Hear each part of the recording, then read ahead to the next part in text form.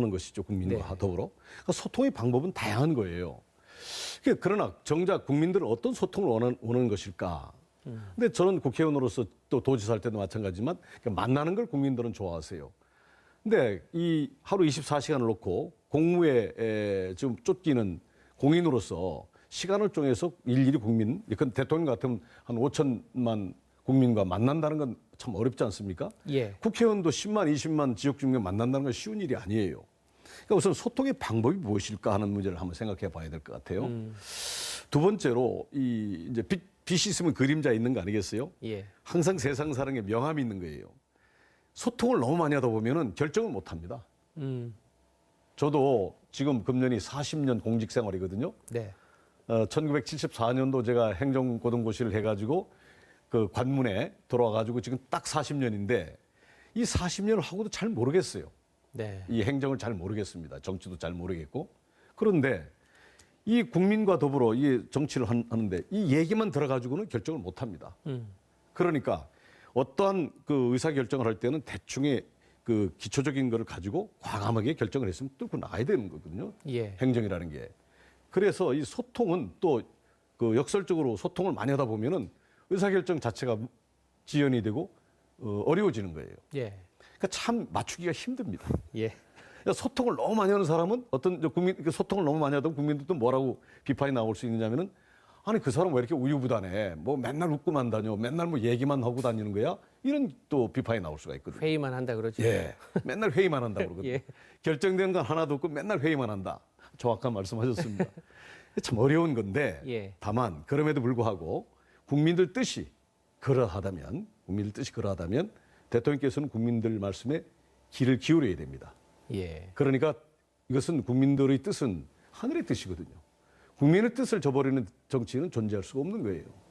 그러니까 국민의 뜻이 그렇다면 그럼에도 불구하고 네. 우리 박근혜 대통령께서는 더욱더 국민들한테 말씀을 듣는 그런 모습, 소통을 하는 그런 모습을 찾아내야 되겠죠. 예. 저도 기회가 된다면 대통령께 이 소통을 더 신경을 좀 써주십사 하고 건의를 드릴 생각입니다. 저희 지지난주에 그 이번 열린 토론에서 토론했던 주제 중에 하나가 이제 이 소통의 문제였었거든요. 그런데 이제 나오신 많은 패널들이 그런 아쉬움들 이야기하더라고요. 이 박근혜 대통령에 대한 비난이 아니라 우리가 좀 더 나아가기 위해서는 대통령께서 통 크게 나서셔서 이 국정원 문제라든지 여러 가지 우리들이 뭐 철도 문제라든지 이런 문제들 한번 딱 이렇게 정리를 해주고 가는 것이 오히려 우리가 더 빨리 갈 수 있지 않겠냐라는 그런 아쉬움들에 대한 표현이다 이런 이야기들 많이 하세요. 예, 맞습니다. 예, 기본적으로 동의합니다. 예. 다만 이제 그 대통령이라는 자리는 예. 저는 많이 봐서 잘 모르겠는데 옆에서 가까이 보는 입장에서 볼 때는 예. 그렇게 몸을 또 말씀을 가볍게 할 수 없는 그런 막중한 자리이기 때문에 네. 소통의 방법이라든가 소통의 시기라든가 그런 것들이 이렇게 쉽지는 않겠죠. 예. 대통령이 한 말씀을 하게 되면 밑에 있는 장관이라든가 여러 공직자들 또 이런 이해 관련자들이 굉장히 긴장을 하게 되거든요. 예. 그러니까 대통령이 쉽게 나설 수 없는 것도 됩니다. 그 대통령보다는 조금 권한과 지위가 좀 작은 도지사만 하더라도 도지사가 한마디 하면 네. 별 뜻 없이 한 얘기도 밑에서는 굉장히 무겁게 받아들일 때도 있고 그렇군요. 또 오해해서 받아들일 때도 있고 그러다 보니까 굉장히 그런 그 대통령이라는 자리는 그 오해의 소지가 있기 때문에 예. 쉽지는 않을 거예요. 그럼에도 불구하고 지금 말씀하신 대로 국민의 뜻과 이것이 현안 문제라면 대통령은 더 낮은 자세로 국민의 말씀을 귀담아 듣고 또 소통하는 더 그 자세를 보여줘야 되겠죠. 그것이 진정한 의미의 민주주의 국가라고 생각합니다. 이 의원님은 원래 그 현장 정치인으로 유명하시잖아요. 현장 많이 다니시기로도 저는 많이 유명하고요. 다녔습니다. 예. 그럼 아까 그 소통의 유형 중에서 이 의원님은 어떤 쪽에 가장 가까우세요? 저는 소통을 많이 하는 편입니다. 아까 예. 지금 말씀하신 대로 예. 저는 현장에서 답을 찾거든요. 예. 절대로 사무실에서 답은 사무실에 있지 않습니다. 답은 공무원들 입에서 나오지 않습니다. 답은 네. 국민의 입에서 나옵니다. 답은 국민들에 있습니다. 그러니까 저는 무조건 현장에 가서 국민들 얘기를 들어보고 그리고 그것을 갖고 와서 공무원들에게 부탁을 합니다. 예. 스타디를 좀 해달라, 연구를 해달라. 예. 그래서 그걸 토대로 해가지고 다시 갖고 국민 속에 다시 들어갑니다. 가서 이걸 어떻습니까? 이건 어떻습니까? 여쭤보는 거죠. 그럼 거기서 판단이 딱 서는 거예요. 그때 진정한 의미의 그 현답이 나오고 진정한 의미의 소통이 나오는 거 아니냐. 그 지금 말씀하신 대로 저희 현직에 있을 때는 많이 좀 돌아다닌 편이죠. 예. 예. 그 이 의원님, 그 이제 좀 이 당권 문제를 안 이야기할 수가 없는데요. 요즘 언론에서 다루는 주요 정치 주제 중에 하나가 이제 새누리당의 차기 당권 문제입니다. 근데 이제 여러 후보들이 거론되고 있는 중에 우리 이 의원님도 지금 이 거론이 되고 있어요. 그런데 이제 이 당권에 대한 그 이 의원님의 생각은 어떤 거세요? 정치인 치고 누가 예. 대권과 당권에 관심 없는 사람이 있겠습니까? 그렇습니다. 정치한다는 사람이 어느 정도 자격과 입장 또 위치를 갖고 있는 사람이라면 누구나 예. 대권하고 싶고 당권하고 싶은 거죠. 그러나 이제 본인 스스로 생각할 때 그만한 자질과 그만한 또 커리어, 경력과 또 그만한 국민적 기대를 갖고 있느냐 안 했느냐 이걸 이제 우선 생각을 해야 되지 않겠어요? 그렇습니다. 그런 면에서 아마 평가는 국민들이 일단 해주실 거로 이제 보고 있고요. 다만 현재 저희 당이 처한 입장은 6월 4일 지방선거 전에 전당대회를 할 것이냐 아니면 그 후에 지방선거 전에 전당대회는 일정상 무리하다. 그 후에 치르자라고 하는 두 가지 입장이 있어요. 어느 것이 결정될지는 모르겠습니다. 다만 제 입이 아닌 정치권에서 지금 말씀하신 대로 이완구 당권, 이완구 원내대표 뭐 이런 얘기들이 나오는 것은 사실이에요. 또 이제 저희 당은 당 대표, 원내 대표의 투톱 시스템입니다. 그러니까 당 대표라는 것은 당을 대표하는 것이고 원내 대표라는 것은 옛날 말로 치면 원내 총무입니다. 원내 대표라는 것은 우리 당 국회의원 154명을 지휘하는 거예요. 네. 국회에서의 새누리당의 전략과 전술, 그다음에 정책을 집행하는 자리죠. 그러니까 투톱 시스템입니다. 민주당은 완톱 시스템이에요. 그건 당대표 밑에 원내대표가 있지만 새누리당은 틀립니다. 예. 그러니까 이제 원내대표와 당대표가 둘이 협력해가면서 당을 끌고 가는 거예요. 국회를 끌고 가는 것이고. 다만 이제 지금 현재 뭐 저 아닌 누가 되더라도 지방선거를 앞에 놓고 전당대 시기도 결정 안 된 마당에 예. 내가 당대표가 되겠다, 내가 원내대표가 되겠다라는 얘기를 하는 것은 좀 적절치 않은 것 같습니다. 우선 네. 첫째요. 두 번째, 뭐 그럼에도 불구하고 당의 중론이 모아져서 이완구가 원내대표라든가 당대표 나가야 된다고 한다면 네. 그거는 뭐 정치인으로서 네. 한번 생각해 봐야 되겠죠. 그런 정도의 수준이지 아직 제 스스로 네. 결심을 하거나 한 것은 없습니다. 다만 예. 지금 뭐 언론상에서 설왕설래하는 정도로 보시면 되겠네요. 네. 아니 이제 어느 그 언론 보도를 봤더니 지금 당권 도전을 하겠다고 발표하신 뭐 서청원 대표신데요. 서청원 의원이신데 서청원 의원이 얼마 전에 천안 그 모 의원의 출판 기념회 오신 모양이에요. 그래서 이 충남권에 대한 어떤 힘도 좀 불어 넣어주시고 뭐 하면서 이제 상당히 좀 인기를 얻고 가신 모양인데 그 우리 이완구 의원께서는 이런 어떤 출판 기념회나 이런저런 것에 좀 일절 뭐 가시지 않는다면서요? 네. 그 이유가 아마 그 당권 이 문제에 그렇진 대한 않습니다. 오해 때문에 그랬습니까? 그렇진 않고요. 예. 우선 뭐 지금 뭐 대전이나 우선 그 충남 광역단체장과 관련되시는 분들이 뭐 출판 기념회 기타 여러 가지 행사를 하시는데 예. 그 참 가서 참 이렇게 여기가 조금 거북해요. 예. 그래서 우선 그렇고요. 서 대표께서 뭐 한 것은 전 잘 몰랐습니다. 뭐 천안에서 무슨 행사가 있는지는 몰랐는데 예.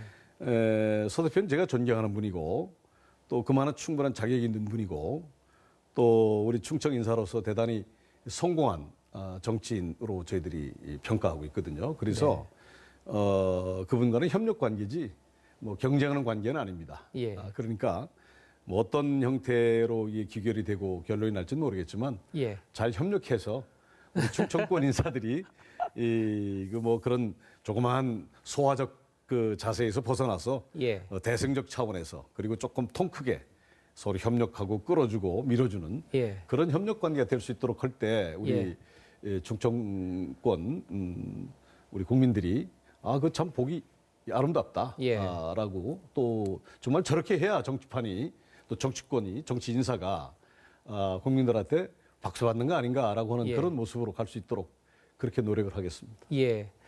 그 아무래도 이 당권으로 가는 외나무다리에서 두 분이 만나시면 어떡하나 하는 그런 걱정 때문에 한번 드려본 질문이고요. 아, 예, 그 좀 전에 예. 통 큰 정치 이렇게 말씀하셨잖아요. 그 평소에 큰 정치 이런 이야기를 많이 하셨습니다. 그래서 이 큰 정치란 게 어떤 거다 이렇게 좀 말씀해 주시면. 뭐 특별한 예. 의미가 있는 건 아니고요. 아까 네. 이해찬 의원과의 그 공조 속에 우리가 네. 그 어렵게 느껴졌던 세종시의 지속적인 발전을 위한 세종시 특별법, 예, 국가균형발전특별법을 작년에 두 법을 개정하지 않았습니까? 그렇습니다. 그것이 어떤 면에서는 그 큰 정치의 표본이라고 볼 수는 예. 있겠네요. 예, 큰 정치, 통 큰 정치, 큰 의미가 있는 건 아니고요. 예. 기본적으로 국민 입장에서 보면 됩니다. 국민의 입장에서 먹고 볼 때 무엇이 정말로 아름답게 보일까? 무엇이 개인적 그 이해관계에서 벗어나 가지고 조금 좀 한 차원 높은 단계에서 행동하는 것일까라고 보면 예. 답이 쉽게 나오는 거죠. 그러니까 제가 아까 제 그 도지사직 사퇴를 말씀드렸습니다마는 어떤 광역단체장 뭐 어떤 일을 할 거 없죠. 지금 경남도지사는 그 홍준표 그 도지사 같은 경우에 예. 당대표하고 다 할 거 하고 그 1년 한 5개월짜리 지사하겠다고 내려가시지 않았습니까? 네, 그러니까 사람마다 다 틀린 거예요. 살아가는 철학과 가치와 행태가. 저 같은 경우는 제가 약속한 건 아니지 않습니까? 그건 그렇죠. 노무현 대통령 때부터 시작해서 이명박 대통령까지 약속사항이었지. 세종시는 이효환과 약속한 건 아니에요. 제가 물러난 이유는 신뢰가 정치의 가장 근본이니까 약속시켜라. 네, 그리고 도지사로서 그 같은 당에 있는 새누리당 입장에서 그때는 한나라당이죠. 네. 한나라당 입장에서 대통령과 저는 같은 정당입니다. 그런 의미에서 내가 대신 책임지겠다는 것이지 제가 잘못해서 물러난 거 아니에요. 예, 그렇습니다. 정치는 이렇게 하는 것이다라고 국민들에게 웅변으로 몸으로 보여준 것이죠. 네, 그러니까 큰 정치, 통 큰 정치라는 것은 다른 게 아니고 국민이 눈높이에서 보고 국민의 높이에서 판단하고 국민의 시각에서 행동하면 그게 통 큰 정치, 큰 정치 표상 아니겠는가 이렇게 생각이 됩니다. 근데 사실 말처럼 쉽지도 않죠. 예. 저도 사실 말씀을 이렇게 하고 있지만 그렇게 항상 일관된 거 하느냐 뭐 부끄럽습니다. 예. 그러나 그렇게 하려고 노력은 하는 편이죠. 예.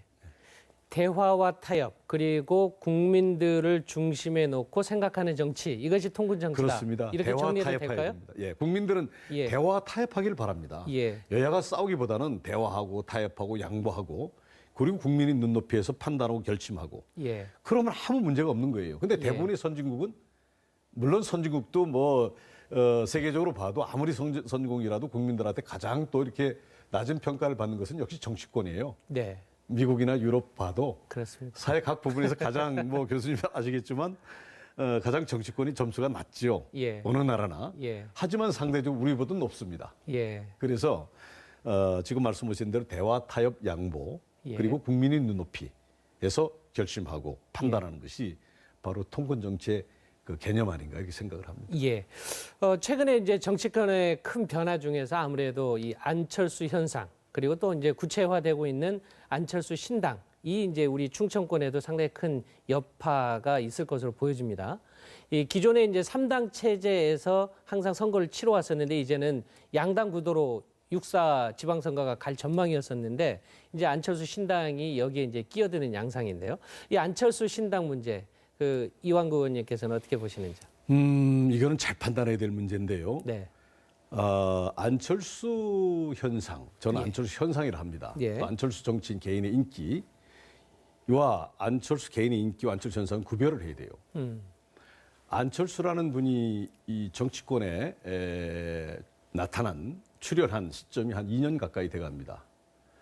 근데 저는 안철수 의원 작년 4월 재보궐선거에서 같이 그렇죠. 김무성 의원하고 안철수 의원하고 저하고 셋이 아, 맞네요. 그러네요.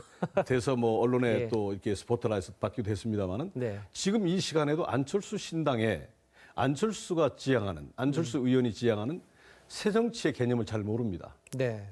안철수가 주장하는 게 뭐지? 안철수 의원이 지향하는 목표 지점이 뭐야? 안철수 의원이 주장하는 정치 철학이 뭐지? 안철수 의원이 주장하는 정치 가치가 뭘까? 네. 저는 아직 잘 모르겠어요. 그래서 김무성, 안철수 의원과 제 셋이 같이 만나서 1시간 반 정도 얘기를 하면서 식사를 하면서 이런 얘기를 하고 나중에 이제 저걸 했습니다마는 예, 그러셨군요. 안의원한테 지금 물어봤어요. 당신이 지향하는 정치적 지향점이 뭔가? 네. 뭐 답변 안 하더라고요. 근데 지금 안철수 현상을 어떻게 보셔야 되냐면은 여론조사를 해보면 되게 무당층이 있지 않습니까? 네. 나는 어느 정도 지지할 수가 없다는 무당파. 네. 그리고 20, 30대의 젊으신 분들. 그리고 무당파. 네. 그리고 민주당을 지지는 하지만 민주당에서 별로 난 지지 못하겠다. 민주당을 옛날에는 했지만 지금은 민주당 별로 좋지 않다. 그렇다고 예. 난 뭐 새누리당을 지지하지는 않겠다. 예. 라고는 분들이 집합체가 안철수 신당이라 할까 뭐 아직 창당은 안 됐습니다만은 을 지지하는 표심으로 예. 나타나는 거 아니냐 예. 이렇게 생각을 합니다. 그럼 이게 안철수 현상이라고 제가 말씀드렸는데 이건 이철수 현상도 될 수가 있어요. 김철수 현상도 될 수 있습니다. 굳이 안철수 의원이 아니더라도 어떤 사람이라도 아까 말씀드린 그 무당파 20, 30대의 젊은 층들 그다음에 민주당을 지지했지만 지금은 지지하지 않는 층 이런 그룹들을 총체적으로 집합시켰을 때는 그것이 곧 안철수 현상으로 빚어진 그 층으로 볼 수가 있는 거죠. 예. 따라서 이 부분은 굉장히 아주 냉정히 봐야 되는데요. 지금 이 시점에서 필요한 것은 안철수 신당은 안철수 의원은 본인이 지향하는 정치적 가치와 지향점을 빨리 내놔야 돼요, 국민들한테. 예. 제가 지향하는 건 이겁니다. 네. 제가 그리고 있는 이상형의 정치는 이겁니다라고 빨리 내놔야 되는데 그게 지금 없잖아요. 따라서 이것은 아마 시간이 가면 갈수록 국민들한테 대단히 냉엄한 심판을 이제 받을 수밖에 없을 겁니다. 곧 안철수 의원은 내놔야 돼요. 예. 육사 지방선거에 이제 참여하겠다는 거 아닙니까? 예. 그럼 내놔야죠. 예. 예컨대 경제 민주화에 대한 구체적 의견을 내놔야 될 거 아니겠습니까? 예. 코레일 철도 파업에 대한 내용을 내놔야 될 거 아니겠어요? 뭐 이렇게 가야 된다, 저렇게 가야 된다. 노사 분교에 대한 입장을 내놔야 되죠. 지금 남북 관계에 대한 입장을 내놔야 됩니다. 예. 이런 것들을 구체적으로 내놔야 돼요. 예컨대 의료 민영화에 대한 입장을 내놔야 돼요. 그냥 두루뭉실하게 국민에게 고통 주는 의료 파업은 안 됩니다. 국민 뭐 공익적 그 개념이 있는 의료 행위로 법은 만들었는데 이런 추상적이고 예. 모호한 얘기는 이제 더 이상 통하지 않는다. 예. 그러니까 상당히 안철수 의원한테도 앞으로 이제 많은 시련이 있고 국민적 요구가 있을 겁니다. 예. 당신의 실체는 과연 무엇인가? 당신이 주창하는 새 정치의 실체를 좀 내놔봐라. 라고 하는 것이 시간이 가면 갈수록 거세게 이제 아마 요구를 받을 거로 생각이 됩니다. 물론 안철수 의원도 나름대로의 예. 어떤 그 훌륭한 점이 있기 때문에 국민들이 이렇게 좋아하고 또 국민들한테 평가를 받고 하는 것은 저도 인정을 합니다. 다만 같은 정치인으로 입장에서 볼 때 저 아까 40년 했다고 그랬는데 40년 하고도 잘 모르겠어요. 근데 제 안철수 의원 2년 했습니다. 예. 이 정치라고 하는 것이 대단히 어려운 영역이에요. 예. 따라서 안철수 의원도 앞으로 이제 조금 더 이제 그런 국민적 요구, 국민적 요청, 어떤 국민적 어떤 그런 비판 이런 걸 직면하다 보면 이제 많이 이렇게 또 예. 단련돼서 훌륭한 또 새 정치의 개념을 내놓겠죠. 또 그렇게 되리라고 기대는 합니다만은 그러나 예. 분명한 것은 안철수 현상과 안철수 의원과는 구별해야 된다. 예. 아까 그렇습니다. 말씀을 들어보니까 이 김무성 의원 그리고 이완구 의원님 그리고 안철수 의원 이렇게 세 분이서 보궐선거로 같이 원내로 들어오신 거죠? 그렇습니다. 어떻게 보면은 대학생으로 치면은 이제 입학 동기 비슷하게 되는 건데 보니까 김무성 의원님하고 이완구 의원님은 복학생이고 안철수 의원님 그렇네요. 신입생이 기억이에요. 예, 그래서 그렇습니다. 이제 아무래도 지금 말씀해주신 좀 더 이제 구체적인 비전과 대안이 필요하다는 말씀은 아마 이제 모두 공감하는 이야기인 것 같고요. 근데 우리 지역으로 보면 새누리당 입장에서 엄밀한 선거 전략적 관점에서 보면은 상당히 좀 이 충청권 특히 광역 단체장 선거에서는 이 좋은 게 아니겠나라는 관측들이 많은 것 같습니다. 새누리당 입장에서 볼 때 말입니까? 예, 그렇습니다. 어떻게 보시는지? 물론 뭐 피상적으로 볼 때는 그렇습니다. 예. 3당 구도에서 새누리당에 불리할 건 없지요. 다만 저는 뭐 어느 당 유불리를 떠나서 이 지방선거라는 것은 지방의 살림을 하는 거거든요. 예. 제가 도지사를 해보니까 예. 지방선거의 과도한 정치 개입은 바람직스럽지 않습니다. 그러나 어차피 지금 현행 제도가 네. 정당이 중앙정당이 공천하기 때문에 정당을 타고 나와서 이제 입후보할 수밖에 없는 것인데 따라서 어차피 제도가 이렇게 된 이상은 선거를 치러야 되니까 예. 정책 대결해야 됩니다. 네. 정책 대결 그리고 인물 대결 그거를 통해서 공정한 경쟁 관계에서 뭐 승리와 패배를 떠나서 서로 공정한 게임을 해야 됩니다. 예. 이 단계에서도 모호하게 나오면 안 되죠. 그러니까 안철수 신당은 이번에 정책을 내놔야 될 거예요. 이렇게 하겠다는 확실한 정당을 내놓지 않고 지금까지 모호한 태도는 이제 국민들이 더 이상 받아들이지 않을 겁니다. 그래서 상대적으로 우리 충청권 분들이 대단히 냉정하거든요. 예. 영호남과는 다른 어떤 충청권에 있는 균형자적 그 어떤 DNA가 우리 충청인들에게 있는 것 같아요. 예. 그러니까 충청도 사람들이 말씀은 안 하시지만 이렇게 볼 겁니다. 보고 무엇이 안철수 새정치, 안철수 정당의 정책의 핵심일까? 이제 보고 판단들 하시겠죠. 예. 근데 그렇고 하면은 표가 나가겠습니까? 그래서 지금 상대적으로 네. 전국적으로 보면 아마 안철수 그 의원에 대한 그 정당에 대한 신당에 대한 그 어떤 기대치라고 그럴까 이런 것들이 우리 충청권에서 제일 낮을 거예요. 제가 알기로는 여론조사를 해보면 우리 충청권이 제일 기대치가 낮습니다. 예. 그 이 호남보다는 낮죠. 그 이유는 뭐냐면 우리 충청인들은 굉장히 그 균형 감각이 이 균형 추적 역할을 지금까지 해오지 않았습니까? 그러니까 좀 냉정한 편이죠. 예. 그렇게 휩쓸리는 성품들이 아니죠. 예. 그래서 조금 더 있어봐야 이 문제에 대한 판단을 할 수 있지 않을까 예. 하는 생각을 갖는데 같은 정치인으로서 충고를 한다면 자신의 실체에 대한 모습을 빨리 국민들에게 좀 드러내줘야 예. 국민들이 거기에 대한 평가가 있을 것이다 예. 하는 생각이 드네요. 예. 그때 아까 말씀하셨는데 세 분이 모여서 식사 한번 하셨다면서요? 네. 예, 그 뒤로도 뭐 식사 자리가 또 있어요. 안철수 의원이 한다고 이제 사겠다고 그랬는데 설렁탕이지만 예. 아직 소식이 없어요. 바빠서 지금 그러신가요? 바빠서 그렇겠죠. 예. 아마 이제 17개 광역 단체장에 그 후보를 다 내겠다고 지금 속도를 내고 있으니까요. 한번 지켜볼 일이고요. 그렇다면은 우리 새누리당에서의 어떤 6.4 지방선거 좀 어떤 의미를 갖고 계신다고 보는지요? 글쎄 근데 이 지방선거는 말이죠. 예. 참 그 지방민들이 정말로 그 냉정하게 평가를 하셔야 되는데 우선 인물에 대한 평가를 정확히 해야 됩니다. 네.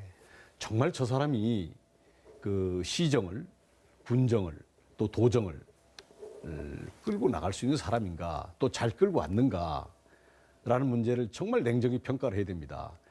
그 시장과 도지사와 군수와 이런 분들이 누구냐에 따라서 정말로 많은 차이가 나요. 그러니까 그 잘 만나느냐 못 만나냐에 따라서 예. 그 시군 또 도가 운명이 달라집니다. 그렇습니다. 따라서 그냥 대충 봐서는 이게 참 큰일 나거든요. 왜냐하면 지방자치가 된 이후로는 지방의 완전 독립은 아니지만 지금 현재 그 된 법령 테두리 내에서도 상당히 그 재량의 범위가 넓거든요. 예. 뭐 더 달라고 하는 요구도 많습니다만은 이 틀 속에서도 얼마든지 해낼 수가 있어요.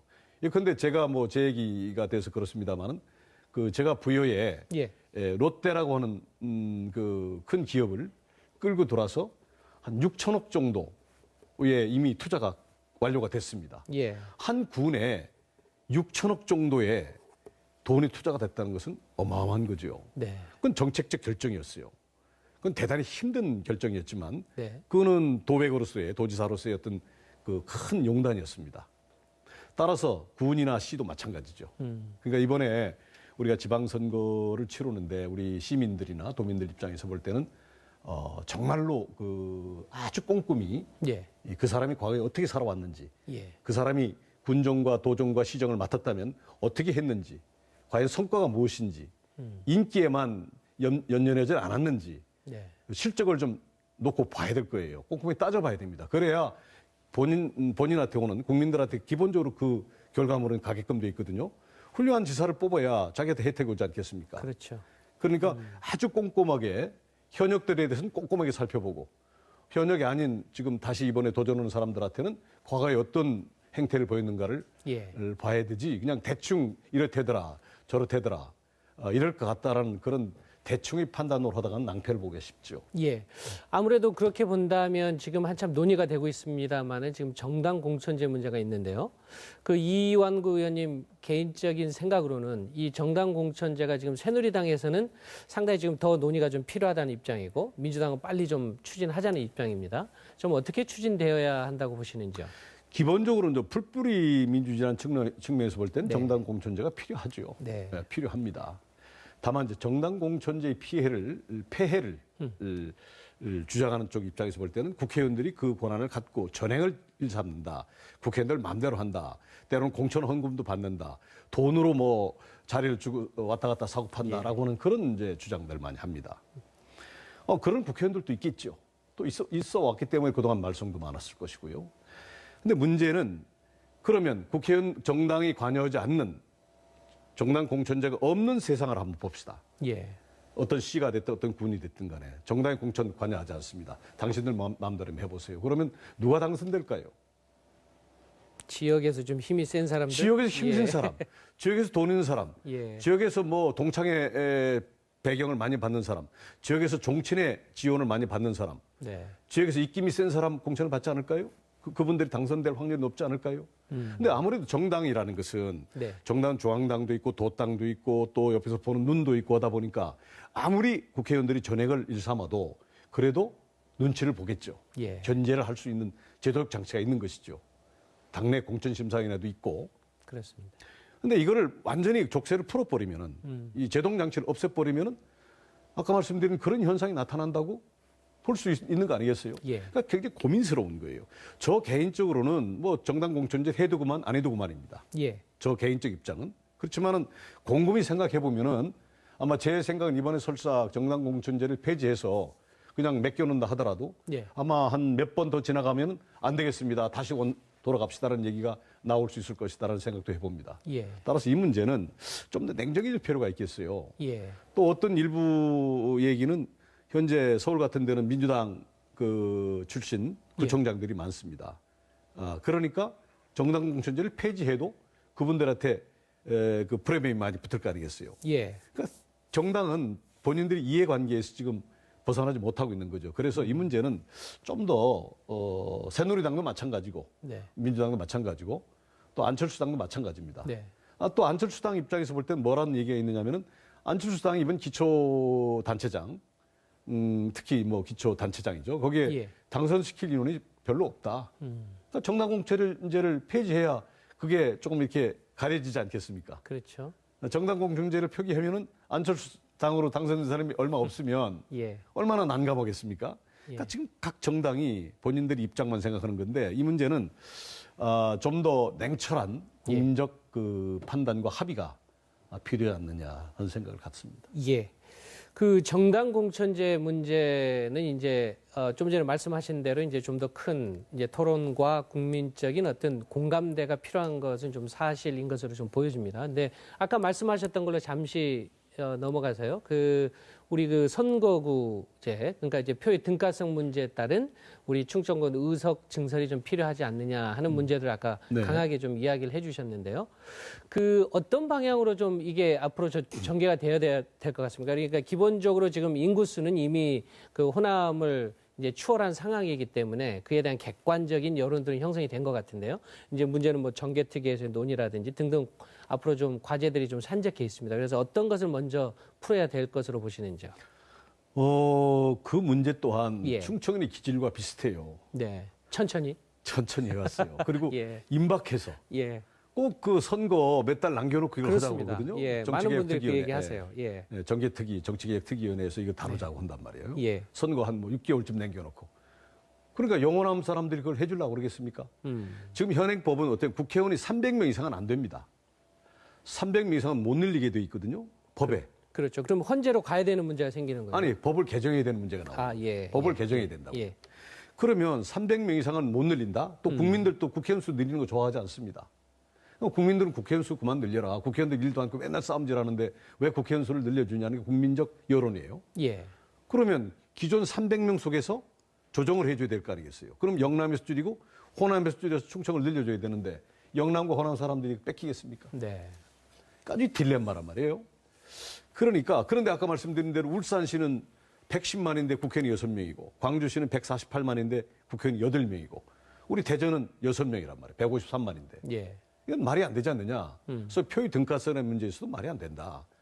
그러니까 저희는 자꾸 주장을 하는 거예요. 그래서 육사 지방선거 전에는 좀 어려울 것 같고요. 예. 육사 지방선거 끝나고 나면은 시간 충분히 남아 있을 때 2년 남아 있지 않습니까? 다음 20대 국회의원 선거까지는 충분히 남아 있을 때 충청권 여야 의원들이 합심을 해서 네.